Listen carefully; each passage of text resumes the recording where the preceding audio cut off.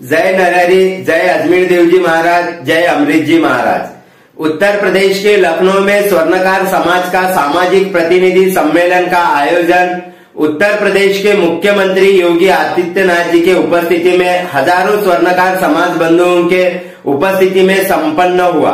प्राप्त जानकारी के अनुसार लखनऊ में भारतीय जनता पार्टी द्वारा गन्ना संस्थान ऑडिटोरियम डॉलीबाग लखनऊ में सामाजिक प्रतिनिधि स्वर्णकार सम्मेलन का आयोजन किया गया। कार्यक्रम में मुख्य अतिथि मुख्यमंत्री उत्तर प्रदेश सरकार योगी आदित्यनाथ, उप मुख्यमंत्री केशव प्रसाद मौर्य एवं राज्यसभा सांसद कैलाश सोनी नरसिंहपुर मध्य प्रदेश उपस्थित रहे। कार्यक्रम संयोजक सुधीर कुमार सोनी उर्फ सिद्धू रहे। विशिष्ट अतिथि प्रदेश मंत्री पिछड़ा वर्ग मोर्चा भाजपा ज्योति सोनी राजवीर सिंह एम.के. राजपूत उपस्थित रहे। कार्यक्रम में उत्तर प्रदेश के सभी जनपदों से स्वर्णकार समाज के सम्मानीय समाज बंधु उपस्थित रहे।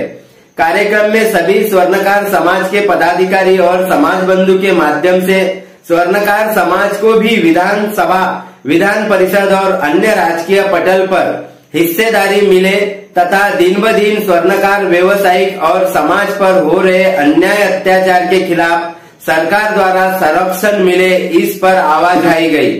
स्वर्णकार समाज के राज्यसभा सांसद इन्होंने उत्तर प्रदेश और देश के स्वर्णकार एक होकर राजकीय संगठन बढ़ा के अपने हक की लड़ाई लड़े और उसमें योगी जी और संपूर्ण उत्तर प्रदेश सरकार समाज का साथ देगी तथा हमारा समाज कैसे उपेक्षित है इस पर अपने विचार व्यक्त किए हैं। मुख्यमंत्री योगी आदित्यनाथ जी ने कहा कि स्वर्णकार समाज की सभी प्रकार की समस्याओं का निस्तारण करने का हर संभव प्रयास किया जाएगा।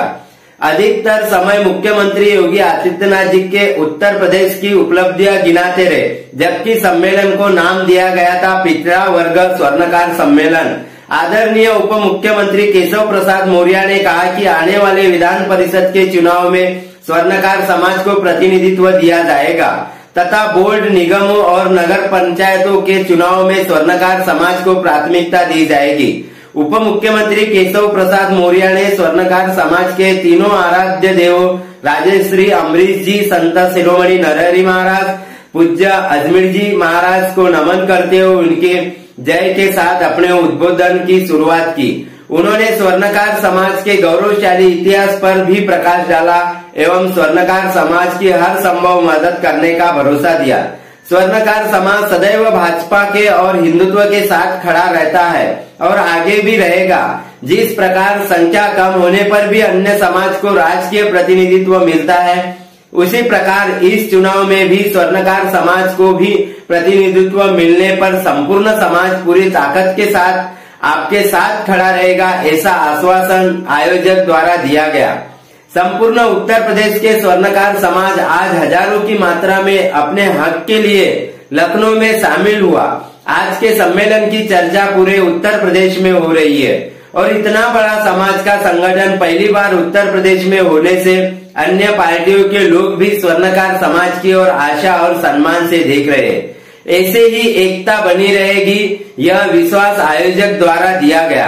आज सम्मेलन में उत्तर प्रदेश के स्वर्णकार समाज की जितनी भी संगठनाएं वह सभी संगठनों के पदाधिकारी सारे भेदभाव भूलकर सामाजिक एकता के लिए मंच पर आना समाज के लिए गौरव की बात है। यह चर्चा भी संपूर्ण उत्तर प्रदेश में हो रही है। समाज के दर्जनों नगर पंचायत अध्यक्षों सहित दर्जनों जिला पंचायत सदस्य ने भी सहभागिता की तथा स्वर्णकार समाज के सभी गणमान्य व्यक्ति उपस्थित रहे, ऐसी जानकारी उत्तर प्रदेश प्रतिनिधि द्वारा प्राप्त हुई। स्वर्णकार समाज प्रसार वाहिनी ऋग्वेद न्यूज चैनल सदैव समाज संगठित रहने के लिए कार्य करती है। हमारे चैनल पर स्वर्णकार समाज की हर न्यूज देखते रहने के लिए चैनल को सब्सक्राइब अवश्य करें और उत्तर प्रदेश के आदरणीय मुख्यमंत्री द्वारा दिया गया आज के सम्मेलन का पूरा संबोधन अवश्य सुने। धन्यवाद। जय नरहरि, जय अजमेर देव जी महाराज, जय राजश्री अमरीश जी महाराज।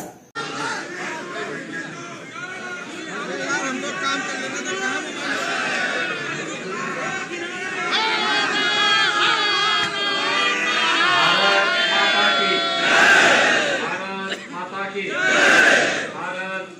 की आज के सामाजिक प्रतिनिधि सम्मेलन में मंच पर उपस्थित माननीय सांसद राज्यसभा श्री कैलाश सोनी जी, मंच पर उपस्थित किसान मोर्चा के पूर्व प्रदेश महामंत्री श्री सुधीर सिंह जी, अध्यक्ष ओबीसी मोर्चा श्री नरेंद्र कश्यप जी, प्रदेश मंत्री पिछड़ा वर्ग मोर्चा श्रीमती ज्योति सोनी जी, सदस्य पिछड़ा वर्ग आयोग श्री गिरीश चंद वर्मा जी, चेयरमैन खजराबाद नगर पालिका परिषद श्री श्याम सुंदर वर्मा जी, श्री संतोष सोनी जी, विजय सोनी जी, आकाश वर्मा जी, रामचंद्र प्रधान जी, विजय गुप्ता जी, आज के इस कार्यक्रम में विशेष रूप से उपस्थित प्रदेश के कोने कोने से उपस्थित स्वर्णकार समाज से जुड़े हुए सभी उपस्थित भाइयों बहनों, दीपावली के समय में जब व्यवसाय चरम पर होता है, उस समय भी आप सब यहां पर इस सामाजिक प्रतिनिधि सम्मेलन में उपस्थित हुए हैं। मैं आप सबका प्रदेश सरकार की ओर से हृदय से अभिनंदन करता हूं। भाइयों बहनों, हम सब यहां पर आए हैं एक अभियान के क्रम में, और अभियान बहुत स्पष्ट है।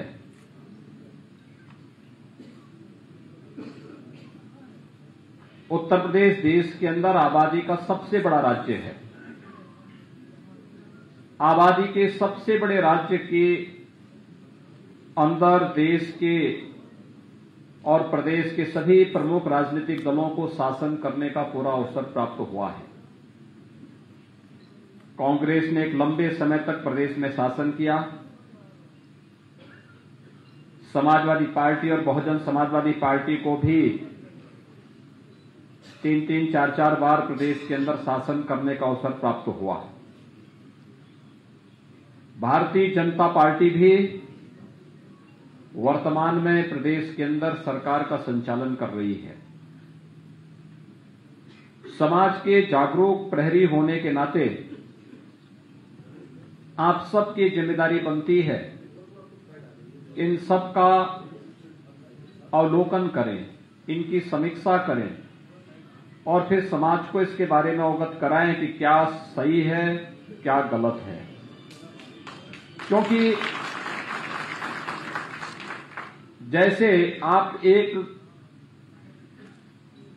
सामान्य सोने का एक टुकड़ा होता है, उसको अपनी कला के माध्यम से एक स्वरूप देते हैं। अपनी कला के माध्यम से, अपने स्किल के माध्यम से, अपनी हुनर के माध्यम से उसको एक स्वरूप देकर के एक गहना बनाते, एक आभूषण बनाते हैं। एक व्यक्ति के लिए होता है, समाज में आप काम कर रहे हैं, इस राष्ट्र के प्रति हमारी कुछ जिम्मेदारी तो है और उस जिम्मेदारी का निर्वहन करने के लिए हम सब की जिम्मेदारी बनती है कि अपनी उस जवाबदेही के प्रति हम सब समाज के प्रत्येक तबके को जागरूक भी करें और बताएं भी कि क्यों आज की आवश्यकता भारतीय जनता पार्टी है और भारतीय जनता पार्टी ने क्या ऐसा किया है कि जो भारतीय जनता पार्टी आज देश की, प्रदेश की आवश्यकता बन चुकी है। आपके सामने 2014 के पहले देश की तस्वीर भी होगी, ये किसी से छुपा हुआ नहीं है। हम सब जानते हैं 2014 के पहले देश के अंदर एक असंतोष का वातावरण था, अविश्वास का वातावरण था। रोज एक नया घोटाला लेकर के कांग्रेस नेतृत्व की सरकार देश के अंदर आती थी। दुनिया के अंदर भारत की छवि अत्यंत धूमिल हुई थी। भारत के नौजवानों के सामने पहचान का एक संकट खड़ा हुआ था और सुरक्षा का एक वातावरण था। कैसे उस समय चीन या पाकिस्तान या दुनिया की कोई भी ताकत भारत को जब भी देखता था और भारत के अंदर वह अतिक्रमण करता था तो सभी लोग मौन बने रहते थे और ये कहकर के मौन बने रहते थे कि देखो, हमें इस अतिक्रमण का विरोध इसलिए नहीं करना चाहिए क्योंकि इससे हमारे संबंधों पर असर पड़ जाएगा। और आपने बदलते हुए भारत को देखा है 2014 के बाद।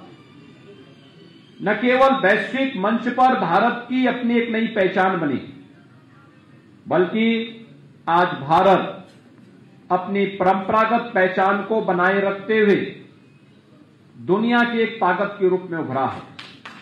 आपने अभी हाल ही में देखा होगा, इससे पहले कोई महामारी आती थी, कोई बीमारी आती थी, कोई पुरस्कार नहीं था, कोई पूछता नहीं था, कोई वैक्सीन नहीं, कोई दवा नहीं, कोई उपचार की सुविधा नहीं।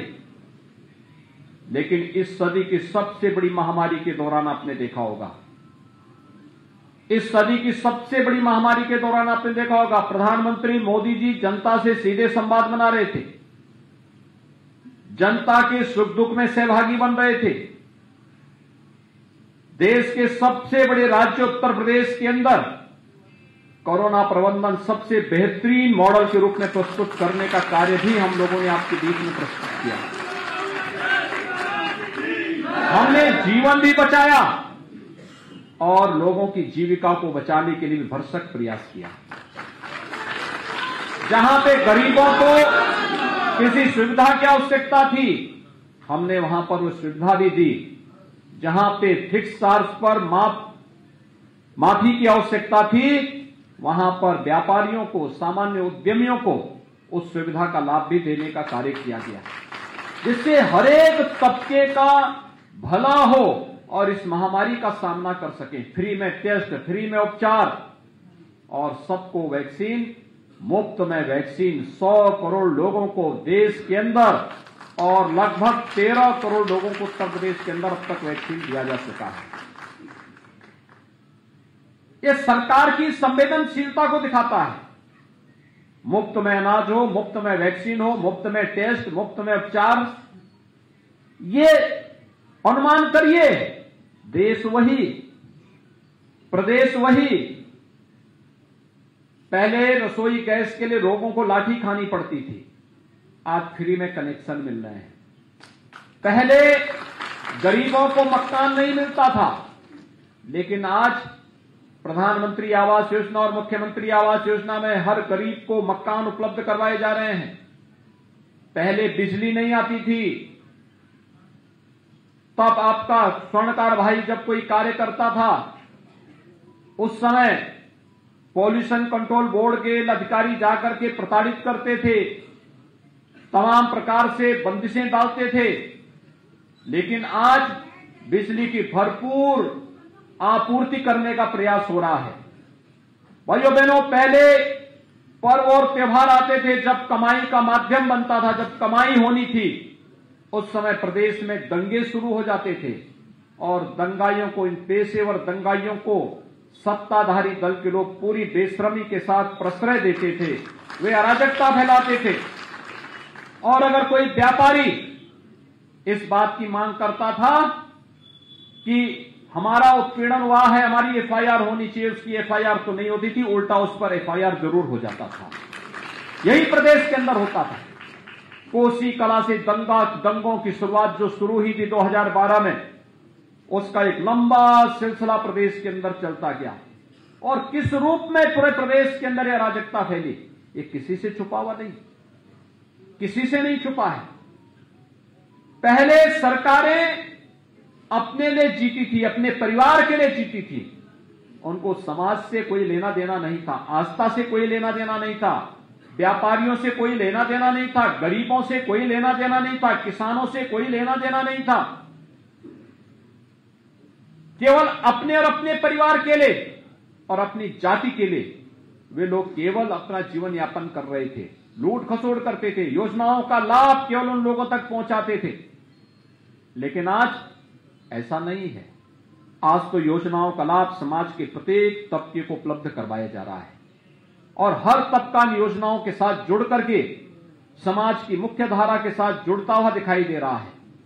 आज आपने देखा होगा कोरोना के मामले दुनिया के अंदर तेजी के साथ बढ़े हैं, लेकिन उत्तर प्रदेश ने मजबूती के साथ उसको नियंत्रित भी किया है। पर्व और त्योहार अभी हाल ही में अपने दुर्गा पूजा के आयोजन को संपन्न किया है, विजयादशमी के कार्यक्रम को भव्यता के साथ संपन्न किया है।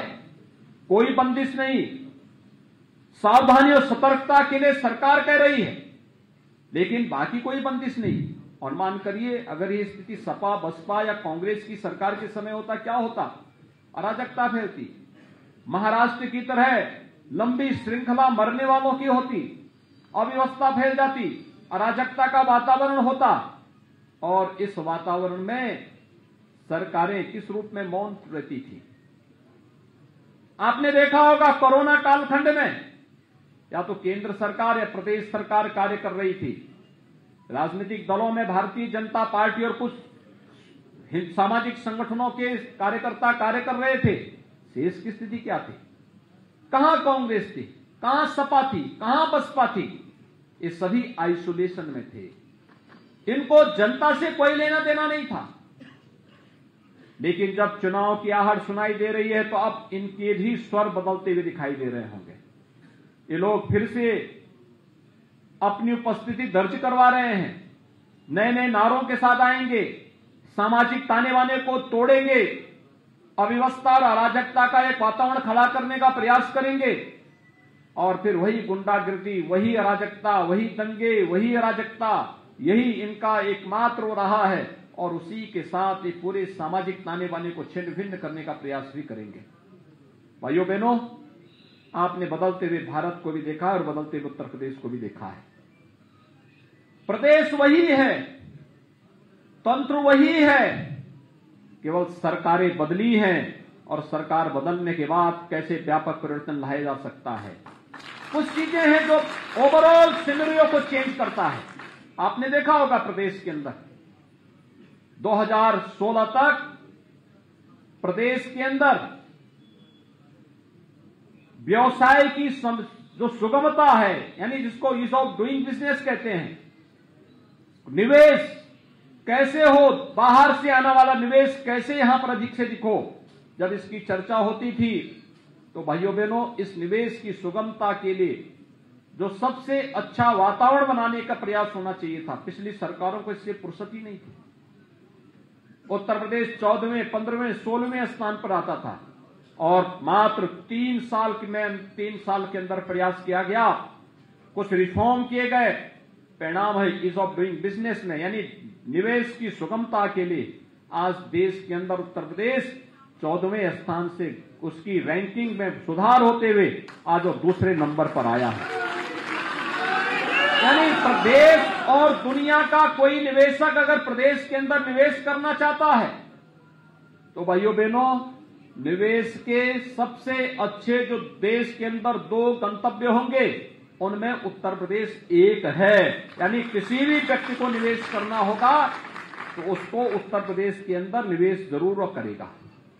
ये निवेश विकास का भी प्रतीक बनता है, ये निवेश रोजगार और नौकरी का भी संभावनाओं को आगे बढ़ाता है, ये निवेश हर एक व्यवसायी को अपने साथ जोड़ करके फिर उस कार्यक्रम को आगे बढ़ाने का कार्य करता है, नौजवानों को नए स्टार्टअप के साथ जोड़ने के लिए भी प्रेरित करता है।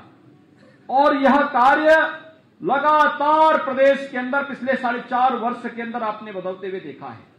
इससे पहले सुरक्षा का कितना गंभीर संकट था। क्या इस सुरक्षा का वातावरण समाजवादी पार्टी दे पाएगी? क्या कांग्रेस दे पाएगी? क्या बहुजन समाजवादी पार्टी दे पाएगी? क्या सुरक्षा का ये वातावरण ओवैसी दे पाएगा? भाइयों बहनों, इस सुरक्षा के लिए स्वयं खतरे हैं। कैसे आप उम्मीद करते हैं इनसे? कैसे उम्मीद कर सकते हैं कि ये लोग सुरक्षा का वातावरण देंगे? जिनके कालखंड में उत्तर प्रदेश बदनाम हुआ था, उत्तर प्रदेश की एक बदरंग तस्वीर दुनिया के सामने जाती थी। हर तीसरे चौथे दिन जिनके कालखंड में एक दंगा होता था, वे लोग सुरक्षा का वातावरण कैसे दे पाएंगे? कैसे उनसे उम्मीद की जा सकती? लेकिन प्रदेश सरकार ने आज न केवल अपनी प्रदेश के बारे में जनता की और देश और दुनिया की धारणा को बदला है। ईज ऑफ डूइंग बिजनेस में नंबर 2 पर उत्तर प्रदेश, और यही नहीं, जीवन की सुगमता यानी ईज ऑफ लिविंग की बात जब कहते हैं, एक गरीब को मकान चाहिए, एक गरीब को विद्युत का कनेक्शन चाहिए, एक गरीब को बिजली का कनेक्शन चाहिए, एक गरीब को रसोई गैस का कनेक्शन चाहिए, एक गरीब को शुद्ध पेयजल चाहिए, एक गरीब को राशन की सुविधा चाहिए, एक गरीब को स्वास्थ्य की सुविधा चाहिए। ये कौन दे रहा है? ये 2014 के पहले भी दिया जा सकता था, लेकिन 2014 से लेकर 2014 के बाद एक घोषित हुई समाजवादी पार्टी की सरकार ने उसको भी लागू नहीं होने दिया। 2017 के बाद किस तेजी के साथ हर घर में शौचालय बनाने के कार्यक्रम हुए हैं, किस तेजी के साथ अब तक 4.5 वर्ष में 43 लाख से अधिक लोगों के एक आवास बनाए जा चुके हैं, किस तेजी के साथ 1,38,00,000 से अधिक गरीबों को विद्युत के निःशुल्क कनेक्शन दिए जा चुके हैं, और किस तेजी के साथ 1,56,00,000 परिवारों को निःशुल्क रसोई गैस के कनेक्शन भी बांटे जा चुके हैं।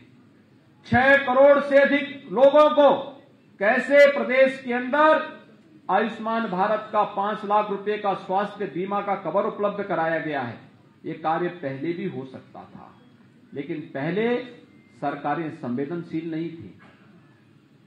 आज प्रदेश के अंदर इंफ्रास्ट्रक्चर के डेवलपमेंट का जो कार्य हो रहा है, इंफ्रास्ट्रक्चर एक्सप्रेसवे के रूप में, मेट्रो के रूप में, इंटर स्टेट कनेक्टिविटी के रूप में, यह आवश्यक नहीं कि गोरखपुर का जो व्यापारी हो केवल गोरखपुर तक सीमित है।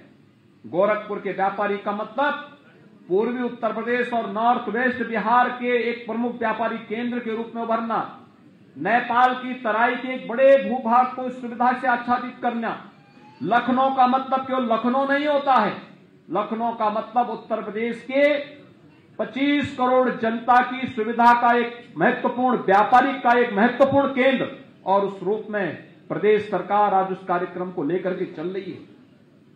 उन कार्यक्रमों को एक बेहतर वातावरण देने का प्रयास कर रही है। अव्यवस्था और अराजकता कहीं न फैलने पाए, इस पर ध्यान दे रही है। पर्व और त्योहार शांतिपूर्ण तरीके से मनाए जा रहे हैं, इस पर ध्यान दे रही है। और मैं तो आपसे पूछना चाहता हूं, अयोध्या में श्री राम जन्मभूमि पर भगवान राम की भव्य मंदिर के निर्माण कार्य प्रारंभ हुआ है। क्या ये कार्य कांग्रेस कर पाती? क्या ये कार्य समाजवादी पार्टी, क्या ये कार्य बहुजन समाजवादी पार्टी कर पाती? यानी आप देख सकते हैं, आपकी आस्था को सम्मान देने का कार्य अगर किसी ने किया है तो भारतीय जनता पार्टी ने किया है। और भारतीय जनता पार्टी ने जो कहा था सो करके दिखाया। मध्य यूपी और पूर्वी उत्तर प्रदेश में तो भी गनीमत थी, पश्चिमी उत्तर प्रदेश में तो 2017 के पहले इस प्रकार की स्थितियां थी कि बेटियां और बहनें स्कूल नहीं जा पाती थी, क्योंकि वहां पर पेशेवर गुंडे सत्ता के संरक्षण में जिस अराजकता का तांडव करती थी, उनके सामने सुरक्षा का गंभीर संकट खड़ा हुआ था और वे बेटियां स्कूल नहीं जा पाती थी। आज आप देख रहे होंगे पूरे प्रदेश के अंदर कोई बहन और बेटियों के सामने संकट खड़ा करेगा तो स्वयं उसके लिए संकट खड़ा हो जाएगा। एक बेहतर वातावरण देने का प्रयास हुआ है। और इसी में जब इस सामाजिक प्रतिनिधि सम्मेलन में हम लोग आए हैं, आपने देखा होगा हमारी सरकार ने कुछ कार्यक्रम चलाई थे।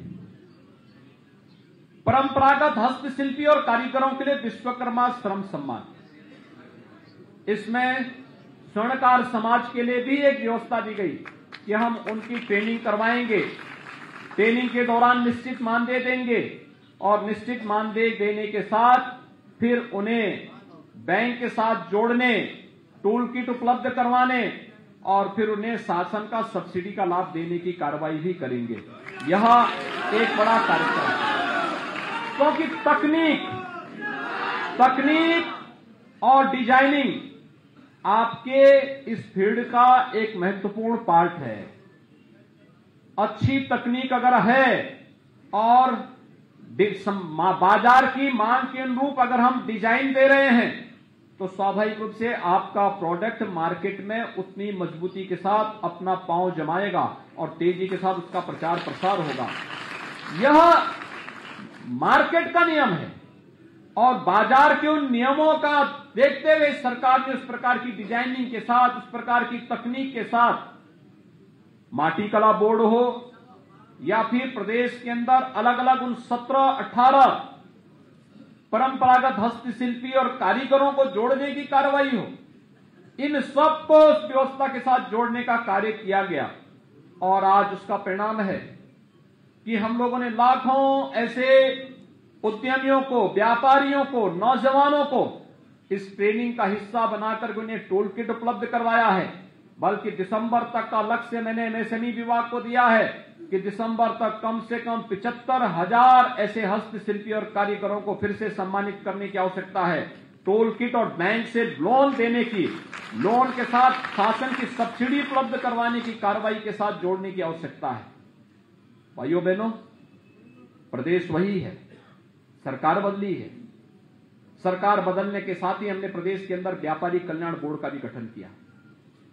व्यापारी कल्याण बोर्ड के माध्यम से हर व्यापारी को जो जीएसटी में जिसने रजिस्ट्रेशन करवाया है 10 लाख रुपए की सुरक्षा बीमा का कवर भी उसे उपलब्ध करवाया है। ये 10 लाख रुपए अगर व्यापारी के साथ कोई घटना घटित हो जाती है, व्यापारी किसी आपदा का शिकार हो जाता है, उस व्यापारी के परिवार को 10 लाख रुपए सरकार उपलब्ध कराएगी। यानी ये सोच पहले भी हो सकती थी, लेकिन इस सोच को इसलिए सरकारों के पास सोच थी नहीं। इस सोच को व्यवहारिक धरातल पर उतारने के लिए फुर्सत नहीं थी। जब प्रदेश का मुख्यमंत्री 12 बजे सो करके उठेगा, कैसे उम्मीद करते हैं कि वो जनता के बारे में क्या सोच पाएगा? समाज की कोई जानकारी उसको नहीं होगी, व्यवहारिक जानकारी नहीं होगी, कैसे उम्मीद करते हैं? पेशेवर दंगाई और अपराधियों को का सरपरस्त जब प्रदेश सरकार बन जाएगी, कैसे उम्मीद करते हैं किसी को सुरक्षा मिल पाएगी? अंतर साफ है। पहले 2017 के पहले जो सरकारें थी, कांग्रेस रही हो, सपा या बसपा, इनके लिए अपना परिवार ही प्रदेश था। सोच उससे बाहर थी ही नहीं। अपने परिवार और अपने खानदान के लिए कर लेंगे, यही उनके लिए सब कुछ था। लेकिन भाइयों बहनों, 2017 के बाद जो सरकार आई है उसके लिए प्रदेश ही परिवार है। प्रदेश की 25 करोड़ जनता की सुरक्षा, उनके लिए व्यवस्था, उनका संरक्षण, ये टॉप प्रायोरिटी है। आस्था के साथ खिलवाड़ करने की छूट किसी को नहीं। पहले ही सरकार ने कह रखा है, देखिए हम सुरक्षा सबको देंगे, आस्था का सम्मान सबको करेंगे, शासन की योजनाओं का लाभ सबको देंगे, लेकिन अगर दंगा करोगे, गरीब की जमीन पर कब्जा करोगे, व्यापारिक प्रतिष्ठानों में लूटपाट करोगे, तो भरपाई करते करते 7 पीढ़ियां बीत जाएंगी, तब भी भरपाई नहीं कर पाओगे। पहले आतंकवादियों को सम्मानित किया जाता था। याद करिए, 2012 में समाजवादी पार्टी की सरकार आई थी। राम जन्मभूमि पर आतंकी हमला करने वाले आतंकवादियों को, मुकदमों को सबसे पहले वापस लेने का कार्य करती है। और हमारी सरकार आती है तो आतंकवादी दूर दूर तक कहीं दिखाई नहीं देता है।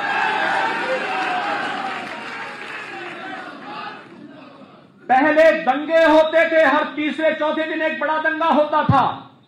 आज भाइयों बहनों 4.5 वर्ष में कोई दंगा नहीं हुआ। ये अंतर साफ है और इसीलिए हम लोग आए हैं। चाहे वो विश्वकर्मा श्रम सम्मान के माध्यम से परंपरागत हस्तशिल्पी और कारीगरों के हुनर को सम्मान देने की कार्रवाई हो, या व्यापारी कल्याण बोर्ड के माध्यम से हर उस व्यापारी को, रजिस्टर्ड व्यापारी को 10 लाख रुपए की सुरक्षा बीमा का कवर देने की कार्रवाई हो। एमएसएमई सेक्टर के लिए अगर किसी व्यापारी को अपना कोई उद्योग लगाना है तो उसको एनओसी 3 वर्ष तक वो उद्योग लगा ले, अपना काम चालू कर ले, 3 वर्ष के अंदर लेता रहेगा। ये सुविधा भी हमने उपलब्ध कराई है। और यही नहीं, समाज के हर तबके को भी हम लोग अब प्रतिनिधित्व देने की बात भी कर रहे हैं। हम मानते हैं बहुत सारा समाज ऐसा है जिस समाज की उपस्थिति व्यापक रूप से बहुत बड़े पैमाने पर एक जगह पे नहीं होती, फैला हुआ है, प्रदेश के अंदर फैला हुआ है, अलग अलग स्थानों पर फैला हुआ है, लेकिन किसी विधानसभा क्षेत्र या किसी लोकसभा क्षेत्र विशेष में यह समस्या होती है कि समाज सब कुछ होने के बावजूद भी उचित प्रतिनिधित्व की मांग करता है।